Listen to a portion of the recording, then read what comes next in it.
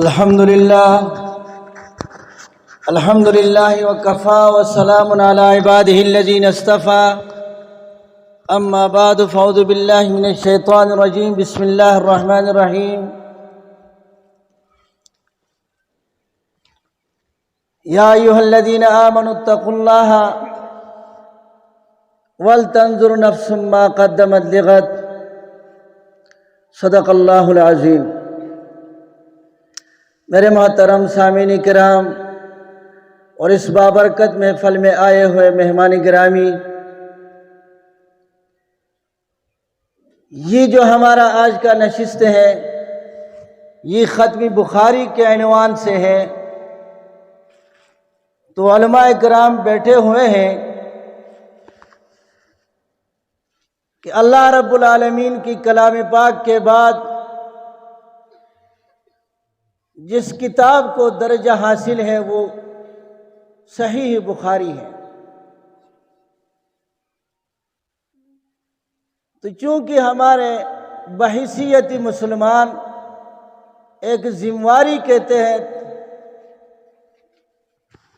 ہم یہاں پر آتے ہیں اور اس دینی علوم کے محفلوں میں بیٹھتے ہیں اور پھر دینی علوم کی تحصیل کے خاطر ہم ان نشستوں میں آتے ہیں، تو یہاں پر ہمارے آنے کا ایک مقصد ہے، اس اجتماع کا بھی ایک مقصد ہے۔ وہ مقصد کیا ہے؟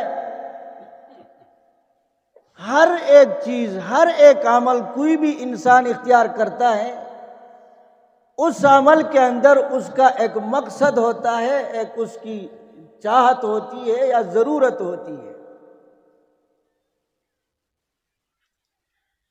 تو یہ بھی ایک محفل ہے، ایک عمل ہے، اس عمل کا بھی ایک مقصد ہے۔ وہ مقصد کیا ہے؟ چونکہ اللہ رب العالمین نے ہمیں بحیثیت مسلمان ایک ذمہ عطا فرمائی ہے۔ ہم کوئی عبث نہیں ہیں، ہم کوئی فضول مخلوق نہیں ہیں۔ اللہ رب العالمین نے خود اس کے بارے میں ہمیں سمجھایا ہے، ہمیں بتایا ہے، ہماری رہنمائی خود فرمائی ہے،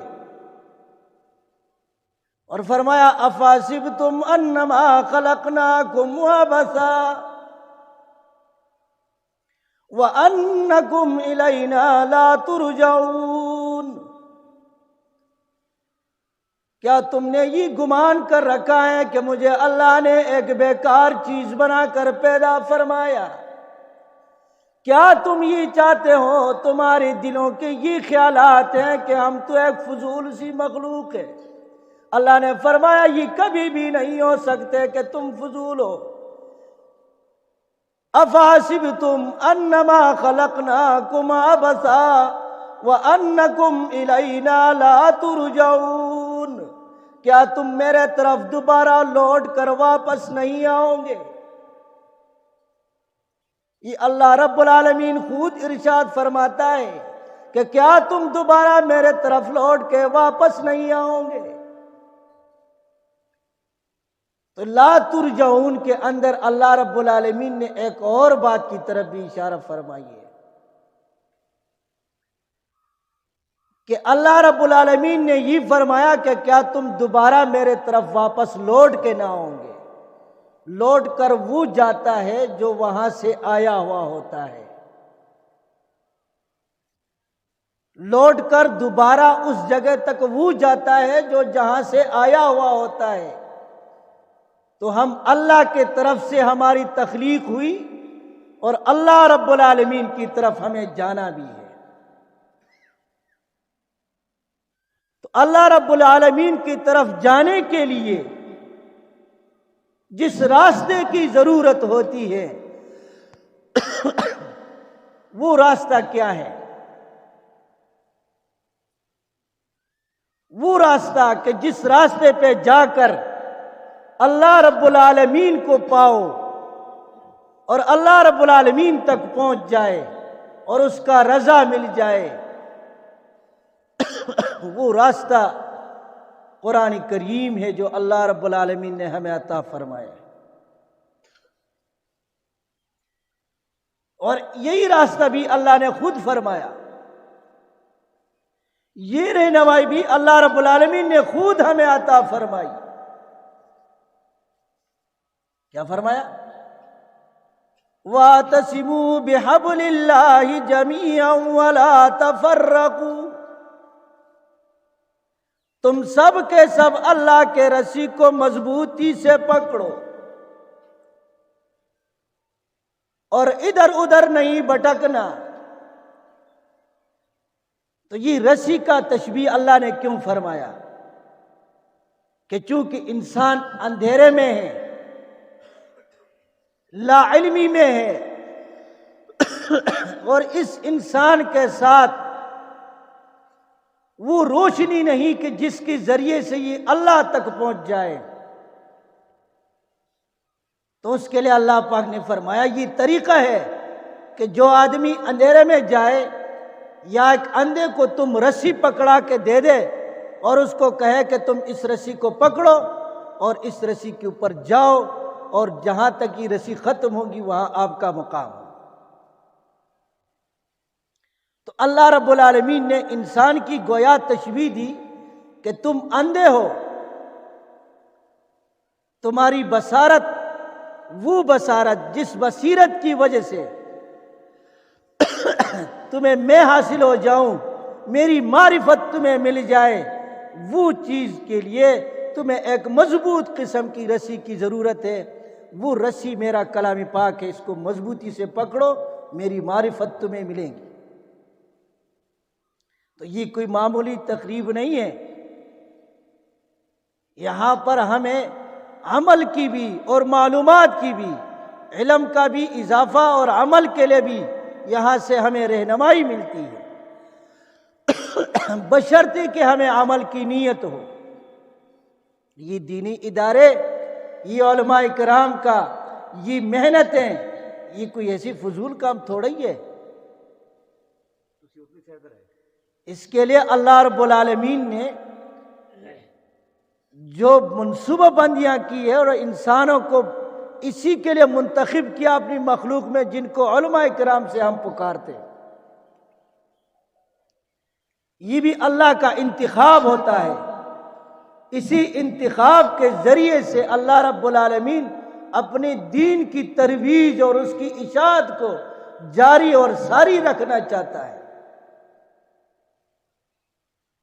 یہ دینی ادارے یہ اللہ رب العالمین کی مشیت سے اور اس کی مدد سے اور اس کی تعاون سے چلتے ہیں۔ یہ دین کی حفاظت کا ذریعہ ہے۔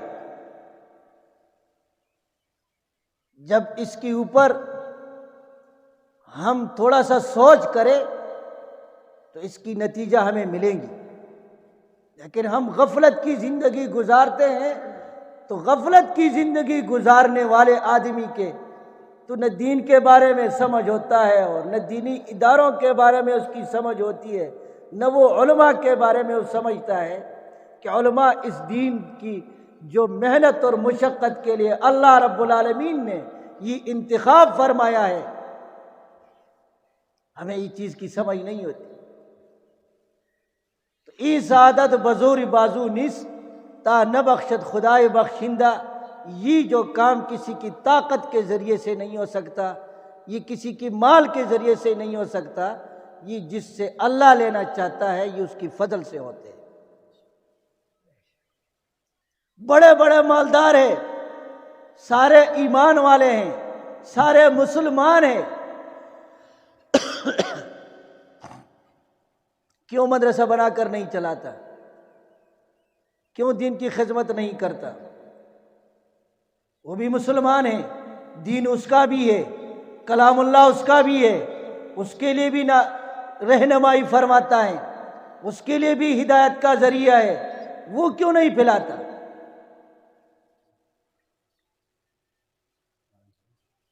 یہ اللہ کی فضل سے ہوتا ہے۔ مولوی کی 5,000 تنخواہ ہوتی ہے، 5,000 طلباء کو پڑھاتا ہے اور 5,000 طلباء کے لیے کھانے پینے کا بھی بندوبست کرتا ہے۔ یہ سوچنے کی بات ہے۔ اور 5,000 مزدوروں کو کھلانے والا ایک طالب علم کو نہیں کھلا سکتا، ایک طالب علم رکھ نہیں سکتا، ایک طالب علم کے لیے پڑھا نہیں سکتا۔ کبھی سوچا اس بات پر بھی؟ تو اس لیے یہ اللہ کا دین ہے، جس سے کام لینا چاہے اللہ پاک اس کو منتخب کر لیتا ہے۔ تو یہ دینی ادارے اللہ رب العالمین کا احسان ہے، ہم پر فضل ہے، اور یہ علماء کی موجودگی اس دنیا کے اندر یہ ہم پر بھی اللہ کا احسان ہے۔ لیکن ایک بات ضرور یاد رکھیں،